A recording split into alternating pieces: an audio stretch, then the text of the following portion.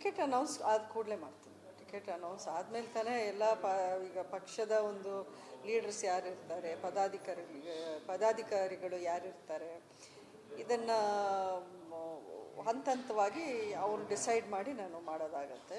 ಜೊತೆಗೆ ಅಫ್ಕೋರ್ಸ್ ಅದು ಒಂದು ಪ್ರಚಾರವನ್ನು ಶುರು ಮಾಡುವಂಥ ಕೆಲಸ ಆಗಬೇಕು.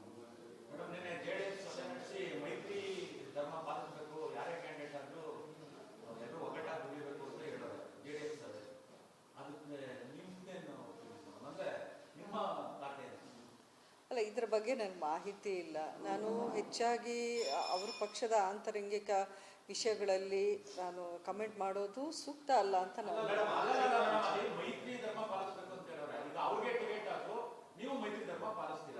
ಅಲ್ಲ, ಅದು ಒಳ್ಳೆಯ ಬೆಳವಣಿಗೆ ಅಂತ ನಾನು ಅಂದ್ಕೊಂಡಿದ್ದೀನಿ. ಯಾಕೆಂದರೆ ಮೈತ್ರಿ ಧರ್ಮ ಪಾಲಿಸಬೇಕು ಅಂತ ಅವ್ರು ಹೇಳಿದ್ದು ಸರಿ. ಅದು ನೋಡಿ, ದೊಡ್ಡ ಮಟ್ಟದಲ್ಲಿ ಆಗುವಂಥ ನಿರ್ಧಾರಗಳು ಅಥವಾ ಚರ್ಚೆಗಳು ಇವೆಲ್ಲ. ಇದು ಪಕ್ಷ ಅವ್ರದ್ದು ಒಂದು ಪಕ್ಷ JDS ಅನ್ನೋ ಪಕ್ಷ ಇದೆ, BJP ಅನ್ನೋ ಈ ಒಂದು ರಾಷ್ಟ್ರೀಯ ಪಕ್ಷದ ಜೊತೆಲಿ ಅವರ ಹೊಂದಾಣಿಕೆ ಆಗಿದೆ. ಸೊ ಅವರವರ ಇಂಟರ್ನಲ್ ಡಿಸ್ಕಷನ್ಸು ಅವ್ರು ತಗೊಳ್ಳೋವಂಥ ಒಂದು ನಿರ್ಧಾರ ಕ್ರಮ ಇರ್ಬೋದು. ಅಲ್ಲ, ಮೈತ್ರಿ ಧರ್ಮ ಅಂದಮೇಲೆ ಅದೇ ರೀತಿ ಪಾಲಿಸ್ತಾರೆ ಅಂತ ನಾನು ಅನ್ಕೊಂಡೆ. ಅಲ್ಲ, ಈಗ ಪಕ್ಷದಿಂದ ಯಾವ ರೀತಿ ನಮಗೆ ಡೈರೆಕ್ಷನ್ ಬರುತ್ತೋ ಅದನ್ನೇ ನಾವು ಪಾಲಿಸಲೇಬೇಕಾಗತ್ತಲ್ವಾ.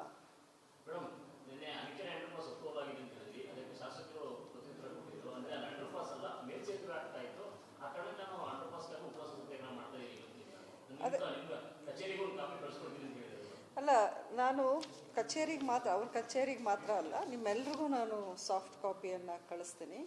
ಪಾಪ ಅದೇ ಅವರು ಒಂದು ಲೆಟ್ರನ್ನ ಓದಿರ್ತಾರೆ, ಉಳಿದಿದ್ದು ಅದಾದಮೇಲೆ ಆಗಿರೋ ಒಂದು ಡೆವಲಪ್ಮೆಂಟ್ ಆಗಲಿ, ಪ್ರೋಗ್ರೆಸ್ ಆಗಲಿ ಪಾಪ ಅವ್ರಿಗೆ ಗೊತ್ತಿಲ್ಲ ಅನ್ನೋ ಕಾರಣಕ್ಕೆ ಖಂಡಿತ ನಿಮ್ಮ ಮೂಲಕ ಅಥವಾ ಅವ್ರಿಗೆ ಪ್ರತ್ಯಕ್ಷವಾಗಿ ನಾನು ಈ ಕಾಪಿ ಕಳಿಸೋದ್ರ ಮೂಲಕ ನಾನು ತಿಳಿಸೋಕೆ ಇಷ್ಟಪಡ್ತೀನಿ.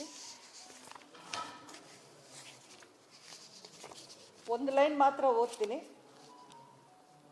ನಾವು ಇದರ ಬಗ್ಗೆ ನಾವು NHAಗೆ ನಿತಿನ್ ಗಡ್ಕರಿ ಅವ್ರಿಗೆ ಪರ್ಸ್ನಲ್ ಆಗಿ ಈ ಒಂದು ಬೇಡಿಕೆಯನ್ನು ಇಟ್ಟ ಮೇಲೆ ಅಲ್ಲಿ ಫುಟ್ ಓವರ್ ಬ್ರಿಡ್ಜ್ ಇದೆ, ನಡೀತಾ ಇದೆ, ಅದಕ್ಕೆಲ್ಲ ಅಪ್ರೂವಲ್ಸ್ ಆಗಿಬಿಟ್ಟಿದೆ, ಆ ಕೆಲಸ ನಡೀತಾ ಇದೆ. ಜೊತೆಗೆ ಅಲ್ಲಿದ ಡಿಮ್ಯಾಂಡ್ ಏನಿದೆ ಅಂಡರ್ ಪಾಸ್ಗೆ ಅಂದ ಮೇಲೆ, ಇದು ರಾಹುಲ್ ಕುಮಾರ್ ಗುಪ್ತಾ, ಪ್ರಾಜೆಕ್ಟ್ ಡೈರೆಕ್ಟರ್ NHAಯಿಂದ ಬರೆದಿದ್ದು ಲೆಟರ್ ಇದು. In this regard, it is to bring your kind notice, NHA HQ with letter dated 24/2/2024 has submitted the proposal of additional works required to ensure road safety on Bangalore-Mysore section with a total project cost of rupees 337.59 crores, including underpass construction in Hanakare village. ಇದರಲ್ಲಿ ಯಾರಿಗಾದರೂ ಏನಾದರೂ ಗೊಂದಲ, confusion ಇದೆಯಾ ಈ ಸೆಂಟೆನ್ಸಲ್ಲಿ? Additional ವರ್ಕ್ಗೆ ಅಂತ ಸೇರಿಸಿ ಇಷ್ಟು ಹಣ, ಇಟ್ಸ್ ಕಾಸ್ಟ್ ಅರೌಂಡ್ 7 ಅಂದರೆ ಈ under ಪಾಸ್ಗೆ 7.34 crore and approval sanction of the project is under consideration with ministry. ಇದನ್ನೇ ನಾನು ನಿಮ್ಗೆ ಅವತ್ತು ಹೇಳಿದ್ದು. ಇದು ಎಲ್ಲ ಥರದ ಪ್ರೋಸೆಸ್ ಆಗಿದೆ, ಮಿನಿಸ್ಟ್ರ್ ಸೈನ್ ಮಾಡೋದೊಂದೇ ಬಾಕಿ ಇದೆ. ಅದರ ಎಸ್ಟಿಮೇಟು ಆಗಿದೆ, ಆ ಪ್ರಪೋಸಲು ಹೋಗಿದೆ. ಇಲ್ಲಿಂದ ನಮ್ಮ ಕಡೆಯಿಂದ, ನಮ್ಮ ವತಿಯಿಂದ, NHA ವತಿಯಿಂದ ಏನೇನು ಪ್ರಕ್ರಿಯೆ ಆಗಬೇಕೋ ಅದೆಲ್ಲವೂ ಮುಗಿದು ಅಲ್ಲಿಗೆ ಹೋಗಿದೆ. ಈಗ ಅವ್ರು ಸಹಿ ಇಟ್ಟು ಅದನ್ನು ವಾಪಸ್ ಕಳಿಸೋದೊಂದೇ ಬಾಕಿ.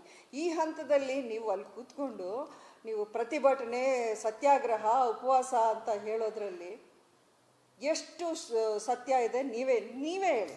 I am going to give you, ನಿಮ್ಮೆಲ್ರಿಗೂ ಕೊಡ್ತೀನಿ ನಾನು ಈ ಕಾಪಿನ, ನೀವೇ ನೋಡ್ಕೊಳ್ಳಿ ಇದನ್ನು. ಅಲ್ಲಲ್ಲ, ಅವರು ಬರೀ ಫುಟ್ ಓವರ್ ಬ್ರಿಡ್ಜ್ ಬಗ್ಗೆ ಮಾತಾಡ್ತಿರೋದು. ಅದ್ರ ಜೊತೆಗೆ ಇದಾಗಿದೆ ಅಂತ ಅವ್ರು ಗೊತ್ತಿದೆಯೋ ಅಥವಾ ಗೊತ್ತಿಲ್ವೋ, ಗೊತ್ತಿದ್ರೂ ಈ ಥರ ಅವರು ದಿಕ್ ತಪ್ಪಿಸೋ ಒಂದು ವಿಷಯ ಮಾಡ್ತಿದ್ದಾರೆ. ನೀವು ಅವ್ರನ್ನ ಕೇಳಬೇಕಾಗಿದೆ. ಯಾವಾಗಲೂ ಸತ್ಯವನ್ನು ಇಟ್ಕೊಂಡು ಮಾಡಬೇಕು. ನಾವು ಏನೇ ಚುನಾವಣೆ ಇರೋದು, ರಾಜಕೀಯ ಪಕ್ಷಗಳು ಬೇರೆ ಬೇರೆ ಇರ್ಬೋದು, ಆ ರೀತಿ ಇಶ್ಯೂ ಬೇಸ್ಡ್ ಭೇದ ಭಾವಗಳು ಅದು ಸಹಜ, ಅದು ಡೆಮೋಕ್ರಸಿಯಲ್ಲಿ ಅದು ನಡೀಲೇಬೇಕು ಆ ರೀತಿ. ಬಟ್ ಸುಳ್ಳು ಹೇಳಿ ನಿಮ್ಮ ವಿಷಯನ ನೀವು ಗೆದ್ಕೊಂಡು ಬರೋಕ್ಕೆ ಟ್ರೈ ಮಾಡಬಾರ್ದು. ಇದ್ರ ಬಗ್ಗೆ ಎಕ್ಸ್ಪ್ಲೈನ್ ಮಾಡ್ತೀರಾ ಮ್ಯಾಮ್? ಅವರು ಇವತ್ತು ಒಂದು ನೇರವಾಗಿ ಪ್ರೊಟೆಸ್ಟ್ ಕೂತಿರುವಂತ ಸಂದರ್ಭದಲ್ಲಿ ತಮಗೆ ಮಾಹಿತಿ ಕೊರತೆ ಇದೆ ಅಂತಂದು ಕೂಡ ಹೇಳಿ. ಅಲ್ಲ, ಇಲ್ಲ, ನಿಮ್ಮ ಮುಂದೆ ಇದೆಯಲ್ಲ, ನೀವು ಹೇಳಿ ಈಗ ಯಾರಿಗೆ ಮಾಹಿತಿ ಕೊರತೆ ಇದೆ ಅಂತ. ನಿಮ್ಮ ಮುಂದೆ ನಾನು with official letter and record NHA ವತಿಯಿಂದ ನಾನು ತೋರಿಸ್ತಾ ಇದ್ದೀನಿ. ಮತ್ತೆ ಯಾಕಾಗಿ ಮೇಡಮ್ ಪ್ರತಿಭಟನೆ ಮಾಡ್ತೀರಾ ಅದು ನೀವು ಅವ್ರನ್ನೇ ಕೇಳಿ. ಅಂದರೆ ಸುಮ್ಮನೆ ಒಂದು ಈ ರೀತಿ ದಾರಿ ತಪ್ಪಿಸಿ ನಾಳೆ ದಿನ ಅದು ಆದಾಗ ನನ್ನ ಒಂದು ಹೋರಾಟದ ಫಲದಿಂದ ಇದಾಗಿದೆ ಅಂತ ಹೇಳ್ಕೊಳ್ಳೋ ಒಂದು ಕಾರಣ ಇರ್ಬೋದು. ಅದು ಬಿಟ್ಟರೆ ಇನ್ನೇನು, ಅಥವಾ ಅವ್ರು ಈ ಲೆಟರ್ ನೋಡಿಲ್ವಾ ಅಂತ ಅವ್ರನ್ನೇ ಕೇಳಿ. ಈ ಭಾಗದ ಶಾಸಕರಾಗಿ ಇದನ್ನೆಲ್ಲ ಈ ಮಾಹಿತಿನ ತರಿಸ್ಕೊಂಡು ನೋಡಿ ಆಮೇಲೆ ಈ ರೀತಿಯ ಒಂದು ಆ್ಯಕ್ಷನ್ ತಗೋಬೇಕಾಗಿರೋ ಒಂದು ಕರ್ತವ್ಯ ಅವ್ರದ್ದು. ಅದನ್ನು ಬಿಟ್ಟು ಅವರು ಹಾಫ್ ಬೇಕ್ ನಾಲೆಜ್ ಅಂತಾರಲ್ಲ, ಅರ್ಧಂಪರ್ಧ ಇದನ್ನು ಇಟ್ಕೊಂಡು ಅವ್ರು ಮಾತಾಡೋದು ಸರಿ ಇಲ್ಲ.